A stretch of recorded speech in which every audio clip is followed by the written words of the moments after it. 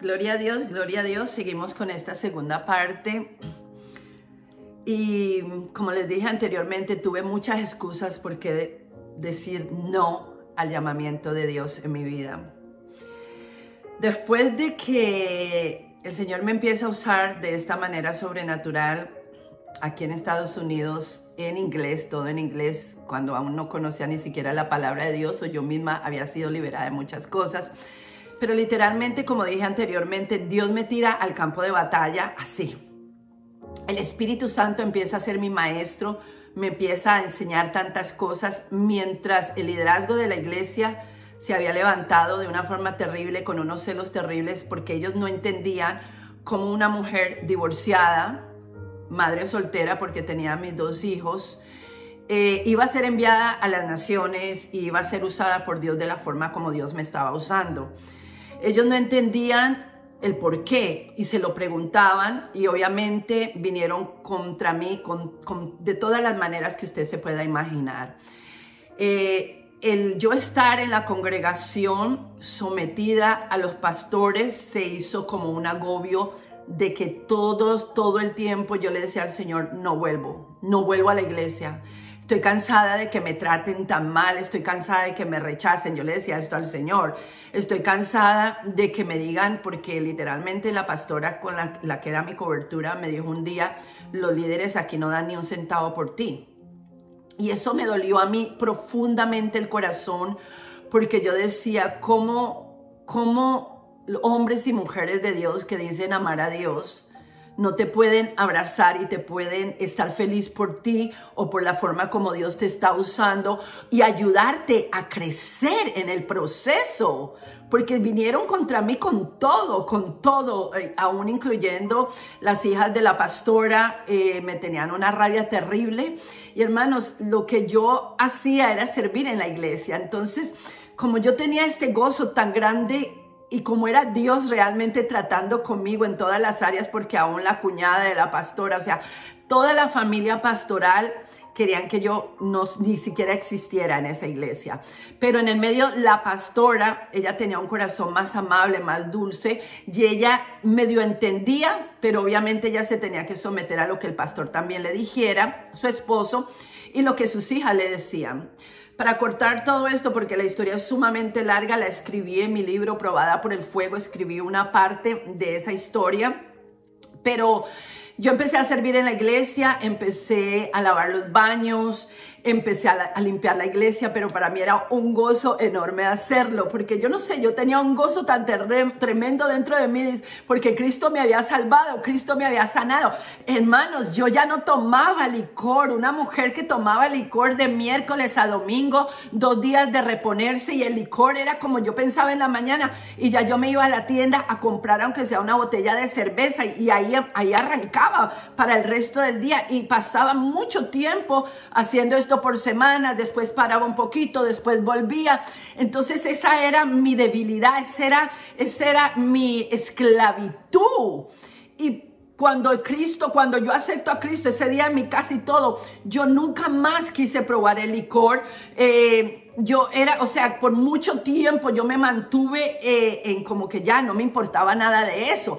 Entonces para mí, yo estaba tan agradecida de Dios que había hecho esa parte de mi vida y todas las partes que Él empieza a hacer para empezar a liberarme de cosas, de ataduras fuertísimas, de la esclavitud que el enemigo me tenía. Esto fue un proceso muy fuerte con mi vida, pero en medio de ese proceso Él me iba dando para que yo le diera a las personas, me iba limpiando, me iba dando, porque hay personas que piensan y dicen, no, es que Dios nunca te puede usar, porque ¿cómo te va a usar? Tú eres nuevito. A mí me decían la nuevita de la iglesia, la hermanita, o sea, literalmente en paréntesis, como la hermanita.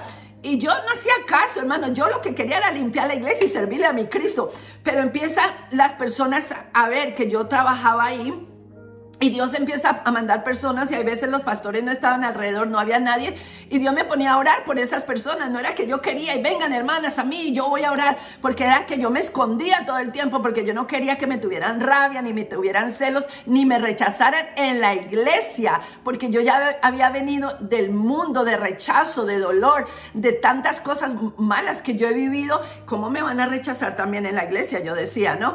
Pero bueno, yo trataba de esconderme, pero Dios mandaba a la gente y la sanaba y la libertaba de cautiverios terribles, de cárceles, de depresiones, de cosas tremendas Dios hacía.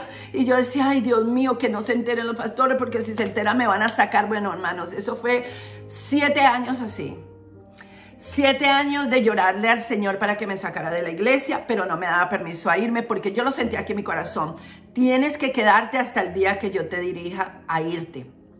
En ese proceso trabajo un full time, literalmente en la iglesia, como diseñadora gráfica. Empiezo la revista de Ondas de Amor para Ti, que es la revista con la que yo empecé el ministerio. Empiezo el ministerio en la iglesia, deseosa grandemente de que los pastores y la iglesia fueran la cobertura de este ministerio, pero en medio de los celos, en medio de la rabia, en medio de que me querían sacar, era un caos terrible.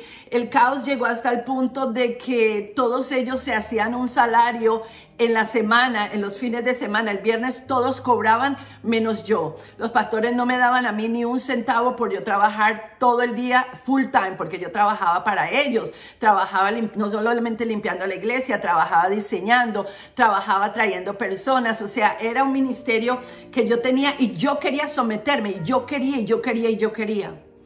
Lastimosamente, eso no era lo que ellos querían.